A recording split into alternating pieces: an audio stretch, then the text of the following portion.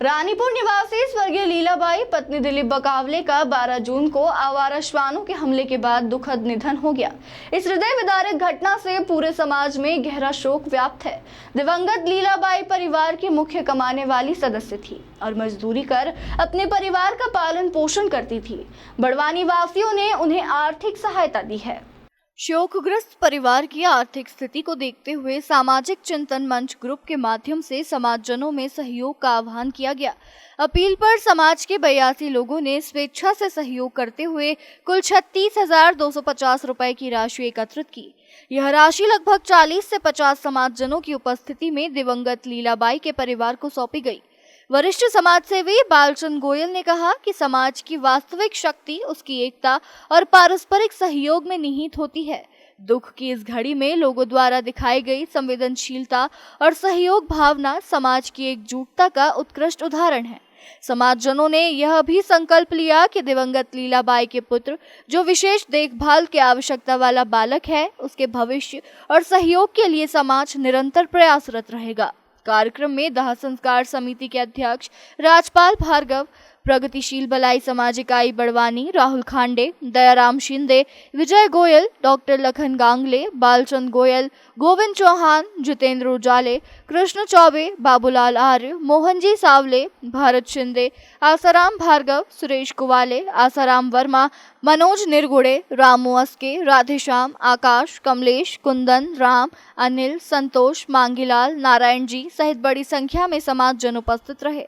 बड़वानी के बजरंगी भाईजान सादिक चंदेरी ने कलेक्टर महोदया बड़वानी, मुख्यमंत्री डॉक्टर मोहन यादव से प्राकृतिक आपदा और हिंसक प्राणी हमले से निधन पर दी जाने वाली 4 लाख रुपए की आर्थिक सहायता राशि वारिसों को दिए जाने की मांग की। अंत में सभी ने दिवंगत आत्मा की शांति के लिए श्रद्धांजलि अर्पित करते हुए शोक संतप्त परिवार के प्रति संवेदना व्यक्त की। आप सभी को नमस्कार। मेरा नाम डॉक्टर लखन गांगले है और आपने पेपरों के माध्यम से पढ़ा भी होगा कि हमारी समाज की एक महिला जो पन्नी बिनने का काम करती थी, लकड़ी बिनने का काम करती थी, राजघाट रोड पर 4-5 कुत्तों ने, आवारा कुत्तों ने उन्हें बहुत दर्दनाक तरीके से उन्हें मार डाला और उनकी मौत के बाद पूरे समाज में दुख की लहर है। ये घटना 12 जून की है और जैसे सब समाजजनों को पता चला, सुबह 13 तारीख को सारा समाज पोस्टमार्टम रूम में भी इकट्ठा रहा। और एक दुख की बात यह है कि जो दीदी थी वो घर में अकेली कमाने वाली थी। वो अकेली कमाकर, उसका एक बेटा है जो 4 से 5 साल का है, वो भी बोलने में सक्षम नहीं है, इसका मतलब वो दिव्यांगता की श्रेणी में है। एक 80 साल के उनके पिता है, बुजुर्ग, उनकी देखभाल करती थी, उनको खाना खिलाती थी। और जो उनके पति हैं श्री दिलीप जी बकावले, वो भी अच्छे से काम नहीं कर पाते। इस घटना के बाद पूरे समाजजन को ऐसा लगा कि परिवार की आर्थिक स्थिति बहुत कमजोर है। समाजजनों ने तत्काल निर्णय लिया। एक हमारी समाज का सामाजिक चिंतन मंच ग्रुप बना है। उस ग्रुप के माध्यम से हमने आह्वान किया कि हम दीदी के परिवार की आर्थिक सहयोग करेंगे। जानकर आश्चर्य होगा कि 12 घंटे में पूरे समाजजन ने, लगभग 82 लोगों ने 36,250 की राशि एकत्रित की।